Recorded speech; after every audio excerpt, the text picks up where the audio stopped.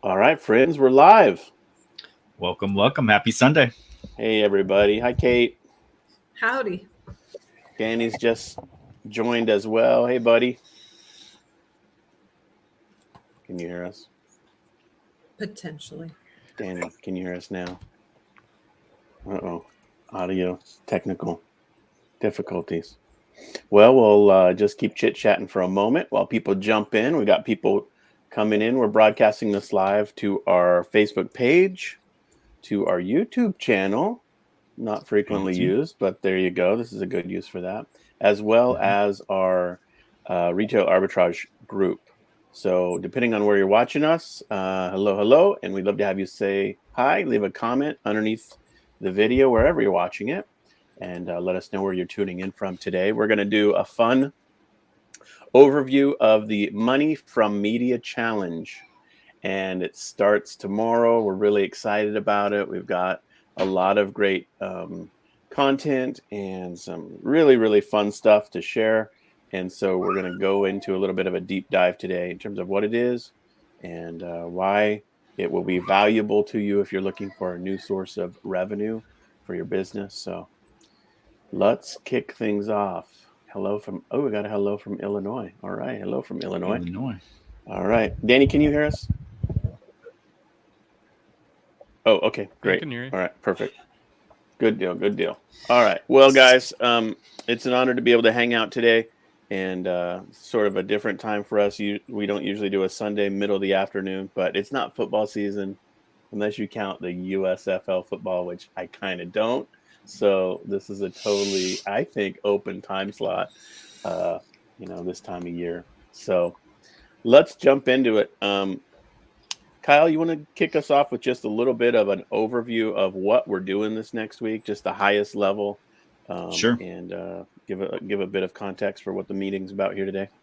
Yeah, absolutely. So we're excited. Monday, we're kicking it off. It's going to be 7 days of content and training around media. We're also adding in a conversation around video games. Now, video games is a much broader category, and there's a lot to it. But we definitely wanted to touch it on this go around. Some of you may have already participated in our last one, which was a lot of fun. And so we hope that you're going to be joining us again for this one. And at the highest level, we're just going to look at physical media products, categories, talk about the engaging process, where to find it, and really just kind of give you the fundamentals that you need if you haven't, jumped in and started doing physical media as part of your reseller business. This is a great time to do it. If you have started, maybe you even started in the last challenge, it's all about sort of just picking up momentum and continuing to move forward with what you're doing in your business. So at the highest level, that's what we're going to be discussing. The interesting thing that'll be different this go around is we're going to have some content, like obviously this content will be in the group, and our conversations will take place in the Facebook group, but the actual trainings will actually occur over Zoom. So if you want to participate and you haven't actually signed up, you're going to want to go ahead and do that. And we'll post the link here in just a second if you haven't already jumped in and signed up for the newest version of it. But you'll still be able to participate in the group, Facebook group, for the activities that we have going on, but you're not going to catch the actual trainings unless you're joining us via Zoom. So that's a big distinction and difference from last go around. Yeah, absolutely right. Okay, so this is exciting. This is the second time we've done this. Danny, you're the one who sort of brought this idea to the forefront not long ago, that there was something special happening with media, and so you want to just give a little bit of a insight from your point of view as to why this is a good opportunity, what you've kind of found along the way in terms of how you've discovered these opportunities with what people are considering sort of an old product, literally old product, because it's kind of retro or vintage sometimes. What's your thought on all this? Well, I got, like many of you, I got into media. Well, I got into it by accident. Tell it truthfully, I ended up buying a bunch of media, and I thought, well, I'll give it a shot. I can read a keep a graph. It seems like it's selling, but that kind of led on a little bit of a journey into in a category that most people consider dead. And to be truthful, it is dying, but it's kind of leveled off. But media is a great thing because if you look at the statistics, video games, music are the least two competitive categories on Amazon. Video games is also pretty far down the list. And if you're doing typical retail arbitrage, you're probably selling in categories like, home and kitchen, which is the most competitive, I believe. And so it's kind of nice with the media. Here's the thing I always tell people, it's something that has a lot of value, but no one really values it. It's everywhere. You can find it. It's easy to get a hold of. Sometimes with arbitrage, we find a good item and it's hard to procure it again. You wish you could find a whole pallet's worth of that, but media is kind of like that item that just keeps on giving. It's very relatively inexpensive. So for those of you who have a tight budget or just starting, it's a great way to build up some cash flows. If your business is lacking profits, if you do your calculations and you're finding out what your true hourly wage is doing arbitrage, it's frighteningly low for most people. So arbitrage is a great way. Doing media is a great way to raise that that net income, net profit, and your hourly wage quite a bit. So if you join the last challenge, you know the numbers, and I'm sure some of you have already experienced that growth in your bottom line already. So great place to start if you have no money or little money, and a great place to increase your margins going forward. Yeah, that's interesting. So you kind of stumbled into it and realized, so it obviously turned into something That's right. that you really find a lot of value in. I think that's kind of an interesting question, because a lot of people are kind of looking for what's hot, what's available. There's always training that comes out that's like this new angle or that new angle on what might be a good thing to sell online. And sometimes these types of things are overlooked. This is like books to me. Books are overlooked sometimes because That's right. they're just sort of way too plentiful in one regard. So it's fascinating that sometimes the stuff that's maybe not as out there and crazy, but just more bread and butter type products, I guess you could say, maybe is a place to go. Kate, what's your thought on replenishable media or using media as a part of your revenue stream? Obviously, you've got a lot going in terms of replens. Does this fit into that in any way? Or what's your thought on the media component of sourcing? Okay, so one, I'm sure Danny already covered a whole bunch of good stuff right there. And two, yes, there's replens in the media world. So as we know, replens is my main bread and butter. It's what we sell all day long, every day. And it's hard to explain to people that it doesn't have to be groceries and toilet paper, because in our minds, replenishables is stuff I use up and then I need to go buy again for my home. But replens from a selling perspective is that I don't have to constantly be going out to find something brand new to sell. I can just go back and get the exact same thing again and sell that. So I sell it, I go back to the same store, I buy some more and sell it again. And yes, media can be that as well for a replen. Once you find a good one that's going, you just keep doing it again and again and again.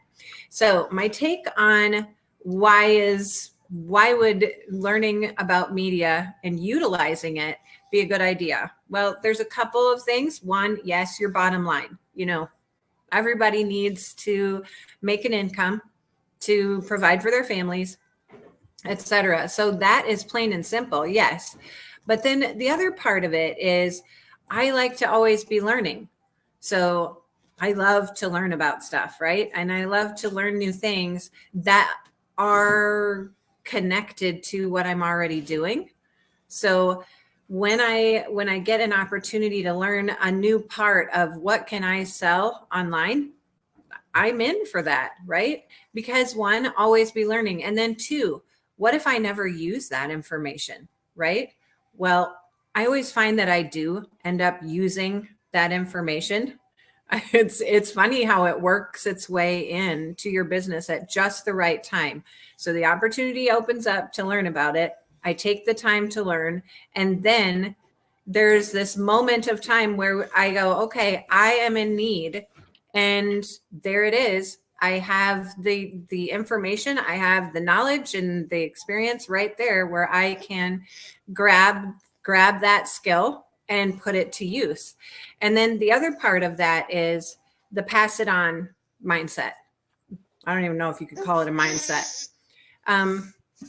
So that one is where I learned and researched something. This is an exact or an actual real life experience that I had. I learned a topic, I researched it, I found some really good information, and I utilized it in my business like barely, or I hadn't. I mean, if I had at all, it was minutely, right? And then I met some people that we got into a conversation. They were new sellers, they were just figuring out the ropes. And that was what came to my mind to share with them. So here I walked through it with them, all the things that I had learned, and it became a giant part of their success in e-commerce and building their business. And that was because I took the time to learn this thing. And then when it came the right time to share it with someone else. And so those are two reasons that I'm excited about media, because I see the potential and how much return on investment you can make. And also it's not a difficult topic to learn. If you get really deep into it, yes, you are going to find niches that you need to be an expert in. Yeah, but it's not a hard one to jump into and start applying right away. So that's long answer. I know. I'll shorten them up. No, it's great. It's great. Right. So this is great. If y'all are just tuning into us, we're talking about the upcoming Money from Media Challenge. This is the second time we've run it. It starts tomorrow. We'd love to have you jump in with us. You're going to be learning from Danny and Kate and Kyle. I'll be hosting the sessions, and we're really looking forward to helping everybody understand this this opportunity as it relates to sort of this unique product category, I guess you could say.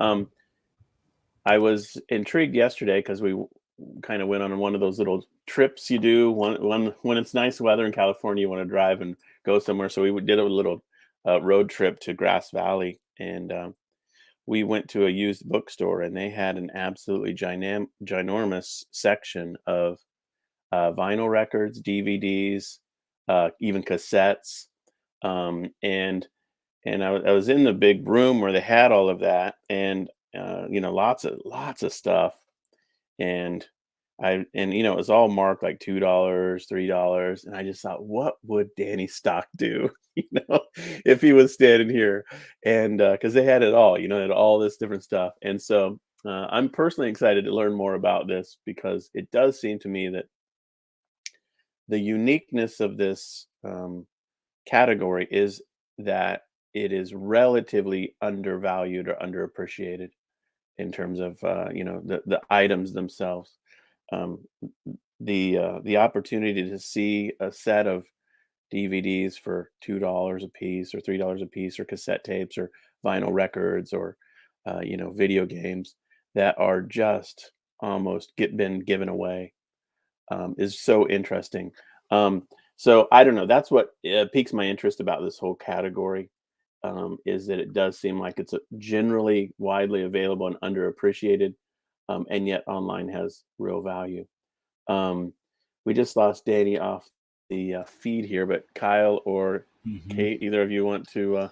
He was kind of having some technical issues. I think what's interesting to me is it's a contrarian view, right, about media. Everyone sort of has this opinion. Like if you polled everybody, their general consensus is, oh yeah, like DVDs, CDs, I would assume that's going down into the gutter, right? Like it's a nothing. There's nothing of value there, right?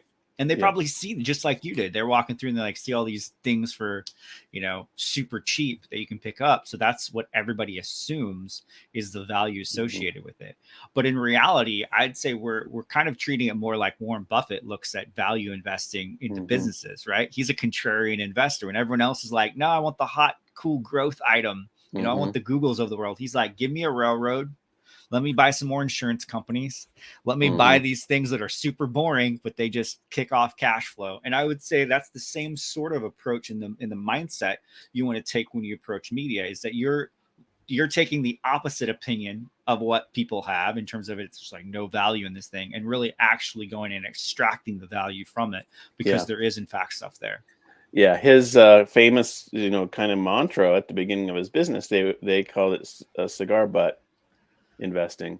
Did you ever hear that, Kate? Oh yeah, they said if you're looking for an asset that is like a cigar butt that somebody's left behind that you can get a really good puff out of. It's such a kind of gross metaphor, but basically that's what they were looking for, was something that still had value that other people had just basically discarded. And some of the CDs, DVDs, box sets, that kind of stuff aren't like, a small value. Actually, sometimes they're like really valuable. But still people discount them extremely in their mind, I guess, to your point, Kyle. Yeah. So I think that's what's interesting to me about this whole angle of pursuing media. Kate, what are your thoughts? Have you ever heard of that cigar butt? One last No. puff. Well, So that was their mantra. I would not have thought about the one last puff either. I was just thinking, it's not all the way used up, so there's some value left, and other people think, it's almost done. Let's just toss it. And I suppose that is similar in all of the things that we do in e-commerce, where we're resellers. People don't see the value in reselling things, and yet there's a great amount of value for those of you who want to go out, figure out what people need and supply it to them. So that's a very weird analogy, but okay. Yes. I'm just like, ooh, germs, step over it. I know, and cigar smoke in general. It's basically a metaphor that hasn't aged well at all in any way. But the concept is right, is there. Which is you're looking for something that other people see no value in that actually is valuable. And there is the beginning of some really smart business dealings. Renee said, I'm shocked every time I source to find that these dead DVDs have such great value on Amazon. And that's the gist of it, isn't it? And that really is, I guess the heart and soul of this next week's training is teaching you how to do that technical work to find what's valuable, what's not. And also I would say just knowing, Danny's style, he basically has a lot of just rules of thumb, like heuristics, like, okay, this is just the general rule of thumb for this or that. And this week he'll be teaching all of that. And I know you'll be doing a lot of that as well, Kate. And so I think the opportunity there to just learn how to go deep into this category, to be, for example, in that used bookstore in Grass Valley and say, what would Danny Stock do? That's the point of this week's training in terms of the sourcing. And so it's DVDs, it's vinyl, cassette tapes. I know it's funny nowadays to see even the cassette tapes and you think, very weird, but they're still out there. And of course, CDs and that kind of thing, music CDs. And if you guys could have seen the bookstore I was standing in, I mean, it's literally, you could have sourced there probably for a month, and just found items. So Danny's back. Sorry. We had our internet worked on today and just working out the kinks. No worries. We were just talking about the opportunity to find basically things that other people don't see valuable, value in, and that the items that other people are passing up, at garage sales, at the used stores, bookstores, that kind of thing, and really having those be a key part of business opportunity. So Yeah, I was standing in a bookstore and I asked the question, what would Danny Stock do? And that was what is my frame for this week. You know, what would Danny do if he was standing here looking at all these items? So we're going to cover what, Danny? Let's just rattle off the things. It's vinyl records, DVDs, CDs, cassette tapes. You ever talk about cassette tapes? Yeah, sometimes, but it's such a thin market. Yeah. Not Okay. really. Yeah. What else? Obviously DVDs, like movies, right? Yep. The CDs and the video games, those will be the three big highlights. Okay. Most of the other vinyl, though, is a really big market right now. So we'll touch on that. Okay. But video games will be the kind of the new add-on, of course. And let's dive into that. Yeah. Why don't you tell us why video games are of interest to you, and you know, kind of how you're thinking about that. Obviously, that's the new thing that we're adding this time to this second media challenge. What are your thoughts on it? Well, video games, more of a well-worn path, industry and reseller market, more competitive. But what's enticing about the video game market is a much higher volume, many times bigger than the media, as far as DVD, CDs combined, probably 10, 20 fold over that. So the physical game market is very live and well, but the problem is, you know, there are a lot of other resellers, so it is more competitive, but I like it in the sense that you typically get higher average sale prices. Different subcategories of media have half. You'll pay half the FBA fees you will on any other category. Most people don't know that. So it's a very lucrative market, but it's all about networking, building connections, knowing where to look. And video games takes time to know. And so we have a lot to unpack there, truthfully. And I kind of see that DVD, CDs is a great gateway into video games. It's still a disc or sometimes a cartridge, but then you start layering in all these other things you need to know, and that's what we'll be starting to unpack here in this challenge. So yeah, I just kind of realized that, like, in a way, these items are every new big video game that comes out or small video game that comes out is just extending the runway of future sourcing opportunities for you. You know, I mean, some of this stuff is just, I guess you could say, technically not being printed. Like, how many cassette tapes does anyone make these days? Zero. But, you know, do DVD movies still get made? Yeah, I would assume so. That's right. But video games, it seems like they're going to continuously be making them for this, you know, the consoles.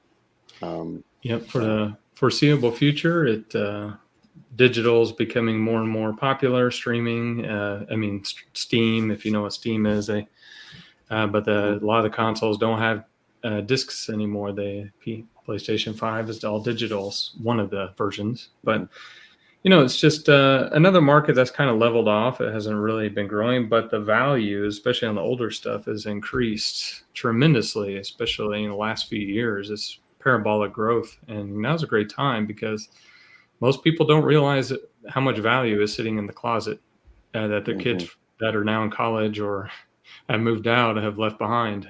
That's some serious value sitting there, and so. You know, that's what we're looking for as far as reselling. So, who would you say this week's challenge is for? Ideally, maybe Kate, you could jump in with your point of view, and then Danny, you could share as well. I have a pretty broad range as to who it could be for.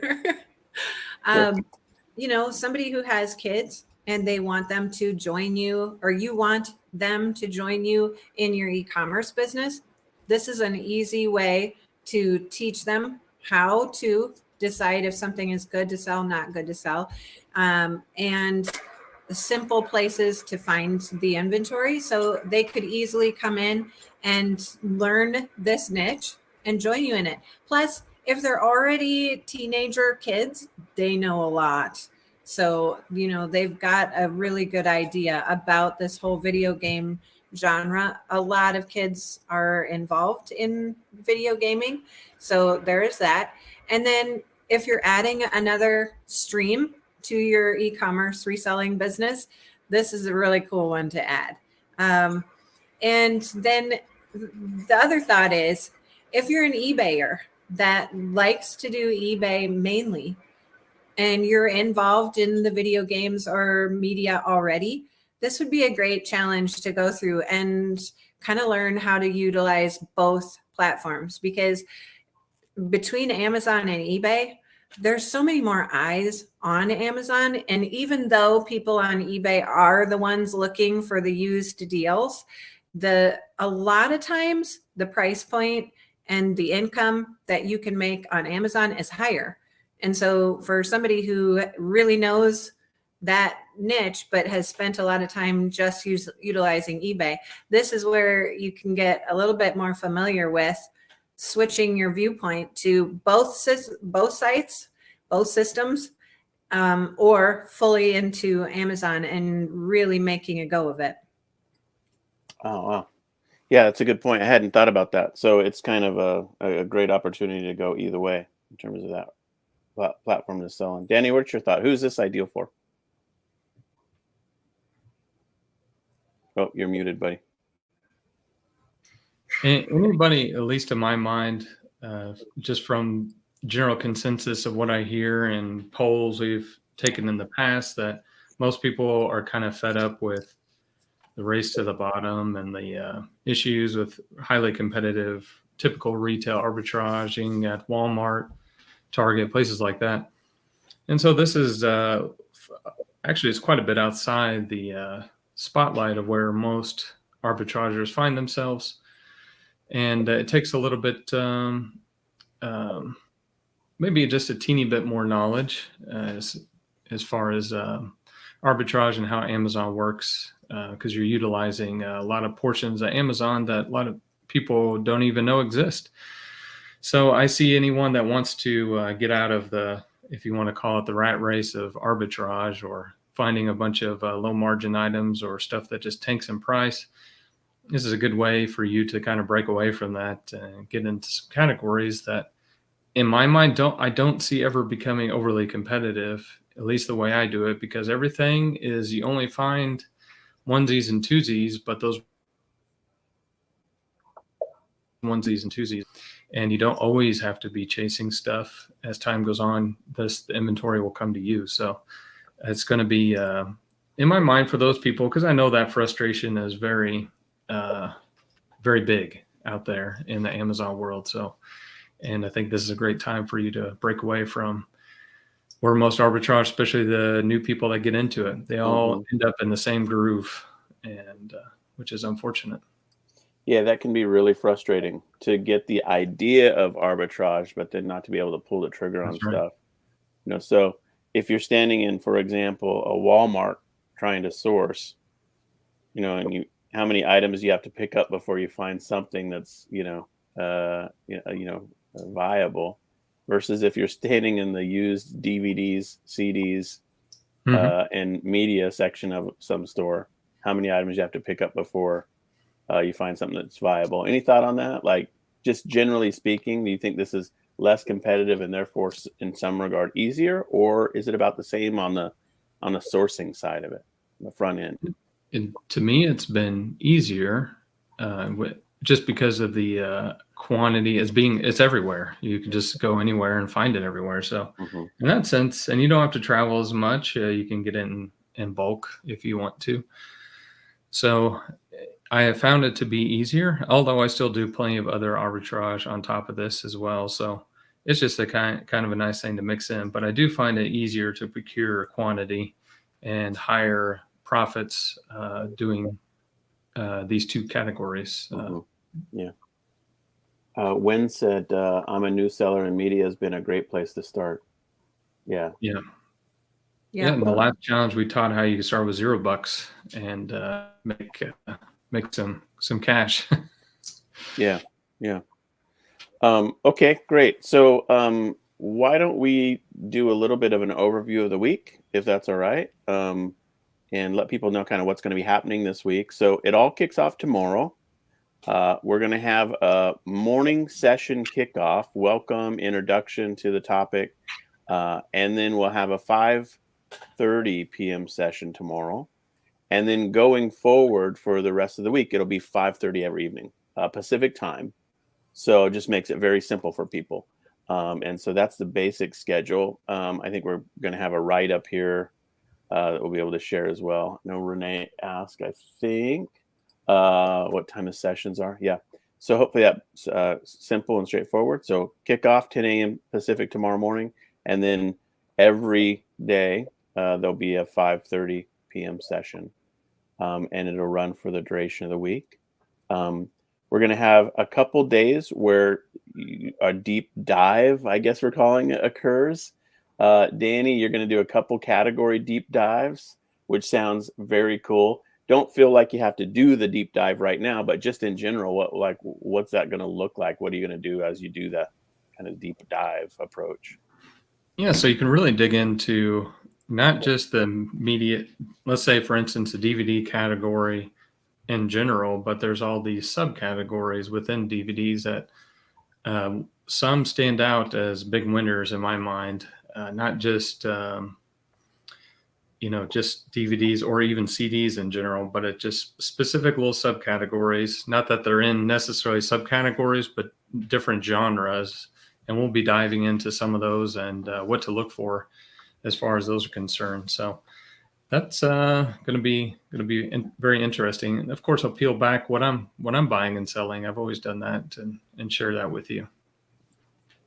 It's your trademark, man. Full disclosure. That's why everybody loves to have you teach them, because you're like, here's exactly what we're doing, friends. Yeah. And that's super cool. Okay, so we'll do some deep dives. Kate, you're going to do a special training because getting ungated is a part of the process that people need to understand, right? So you want to just share a little bit about your special topic. So you're going to do a Keepa training, I think, as well.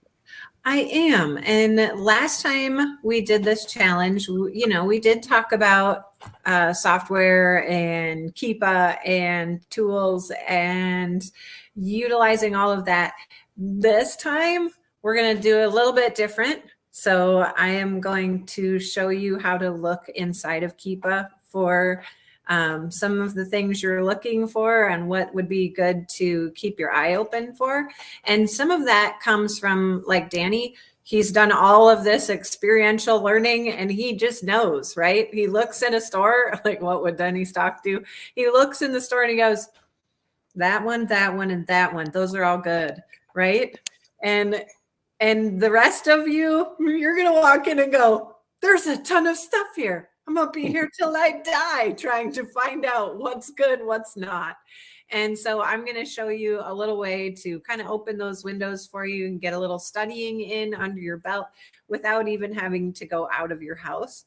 And then we'll also talk about, money, that tough topic always comes up. So we'll just deal with that straight on this week. I know a lot of you are just like me. We've all struggled in the money department. So it should be good.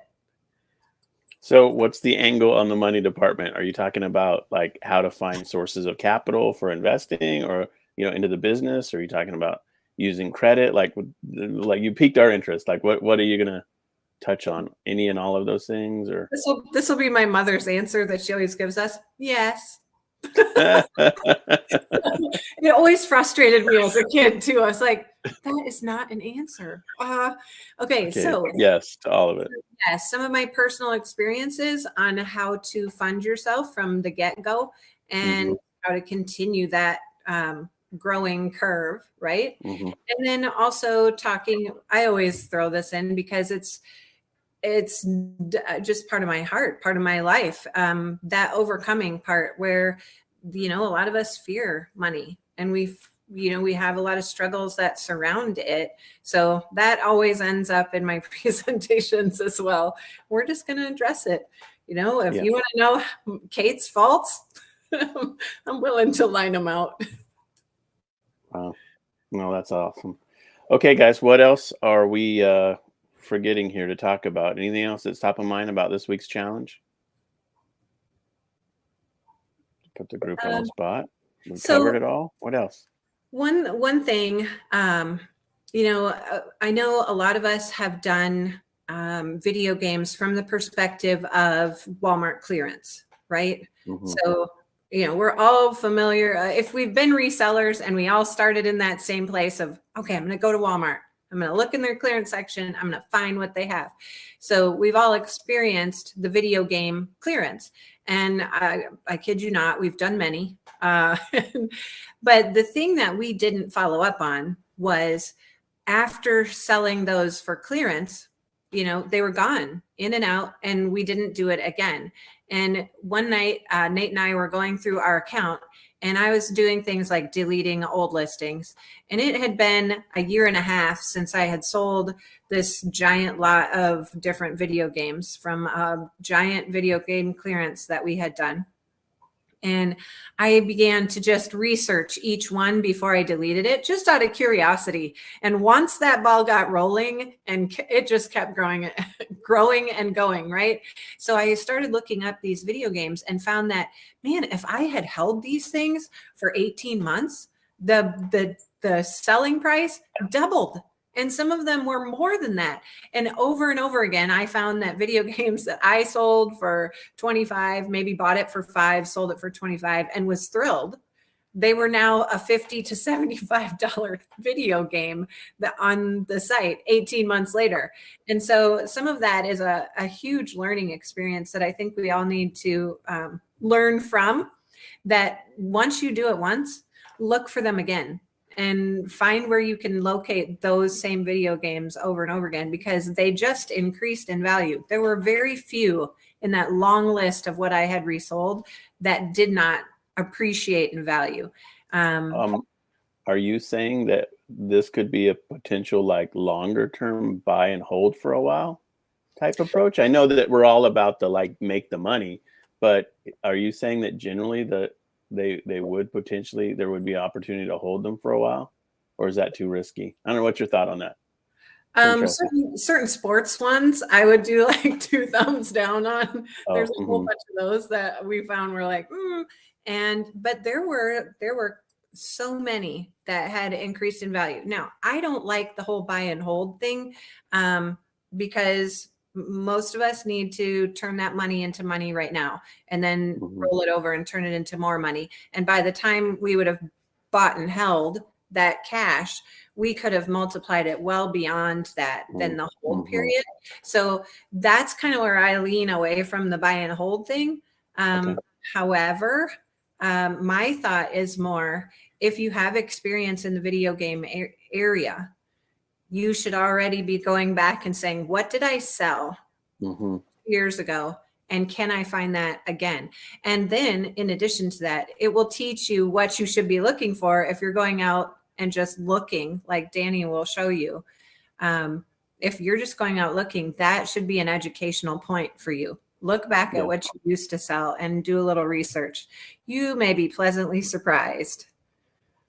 Danny, what's your thought on buy and hold? Is Kate's perspective of turning over the cash faster, the velocity of money, outweigh the benefit potentially of hanging on to something for 18 months or 24 months or something? I don't run across a lot of buy and hold scenarios, but there are some out there. But most of what I'm buying is stuff that's already out of print anyway. So video game collections, I just bought one yesterday. And so all that stuff immediately you'll go to Amazon. So, you just decide on a price, and, there's a lot of tools you can use with that. But anyway, that's what I'm looking, just something that's, most of the video games that you're going to find will be out of print anyway. I don't buy stuff unless there's a secret clearance sale at Walmart. I typically don't buy the clearance anymore from Walmart, places like that. Just because a lot of people are onto that game. Anything Walmart, they're onto that game. And so those prices will even tank. And if you hold on to them, it could be a long time for the price to rebound. But they do. Yeah. If it's any like first party games like Mario's and those types of games, those will go up in value. Pokemons, things like that. So, yeah. All right. Interesting. Okay. So if you're really excited to jump in this week with us, be sure to, if you've already signed up, great. If you haven't signed up, then we've got the link to the sign up page. We've been emailing our community about it this last week. But if you don't have it, I think, Kyle, you've got it. You can drop it underneath the live video here in the comments on our both YouTube and Facebook page. So there it is there. events.omnirocket.com/media-challenge. So we'd love to have you jump in with us. This is not a free event. It is all of $17, which is, not the most expensive training in the world. But that even can, make people pause and be like, man, I don't know. But we'll just say this, Kyle and I, wanted to make sure everybody was 100% in. And so we said our little 100% money back guarantee we could beef it up and even make it like a I guess almost triple guarantee. So I think the specific wording we came up with, Kyle, was if you don't make at least $17, if you don't make Kyle, help me. I got it for you. If you don't make $50, we'll give you if you don't make $17, we'll give you $50. What is it? What is the wording? Super simple. What is the wording? If you implement what you learn in the challenge and you don't make at least $50, $50 in your 30 days, we're going to refund you your $17 plus give you the difference, which is $33. So you get $50. You jump in, doesn't work for you. You're like, nope, I tried it. I did everything. Well, that's the caveat. You actually have to come to the training, do the work, get yourself, if you don't have an Amazon account or, an eBay account, you got to set that up and then implement it. Yeah. And if you don't see that clear path for you to make way more than your $17 investment, we will give you back your $17 plus $33 for your time. You come out $33 ahead. How can you lose? I mean, for goodness sakes. So that hopefully sounds like a screaming deal. And we're going to have some fun bonuses along the way. And we're going to have some contests every day. We'll be doing a giveaway challenge, have you take specific steps or actions. And of course, all of this is made possible and supported by the OmniRocket software and the sourcing app.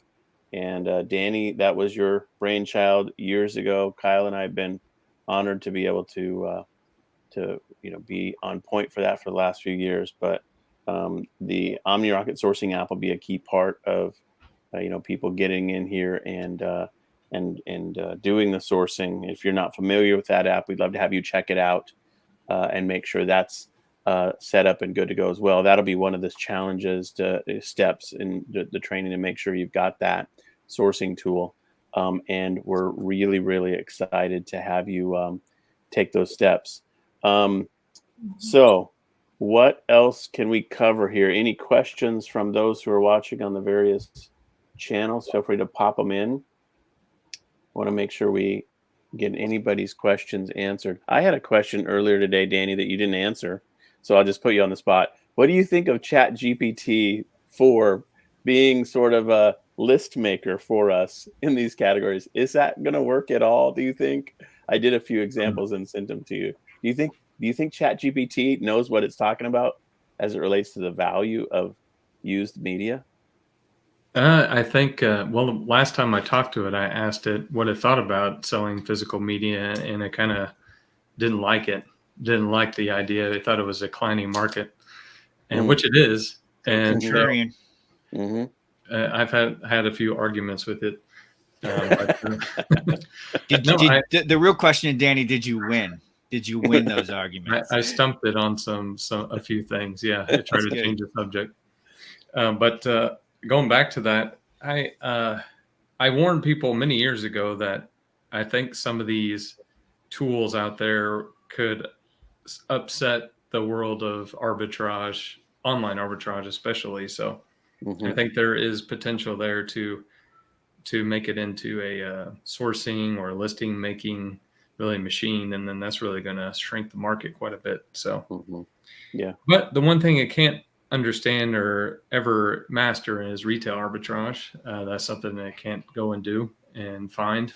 And the great thing about media and video games are always going to be those onesies and twosies. You're not going to find 100 copies of Mario Party 3, which hasn't been made in 20 years, so it's just not going to happen. So it's just a great thing about doing retail arbitrage. Online arbitrage could get tougher, with tools like this.